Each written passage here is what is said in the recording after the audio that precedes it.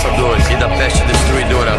Ele o cobrirá com suas penas, e debaixo de suas asas você se refugiará. O braço dele é escudo e armadura. Você não temerá o terror da noite, nem a flecha que voa de dia, nem a epidemia que caminha nas trevas, nem a peste que devasta ao meio-dia. Caiam 1000 ao seu lado e 10.000 à sua direita, e você nada atingirá. Basta que você olhe com seus próprios olhos para ver o salário dos injustos, porque você fez de Javé o seu refúgio e tomou o Altíssimo como seu defensor.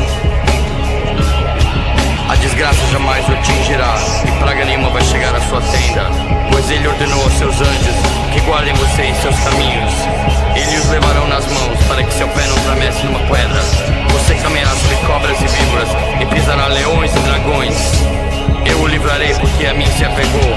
Eu o protegerei, pois conhece o meu nome. Ele me invocará e eu responderei. Na angústia estarei com ele. Eu o livrarei e glorificarei. Vou saciá-lo de longos dias e lhe farei ver a minha salvação.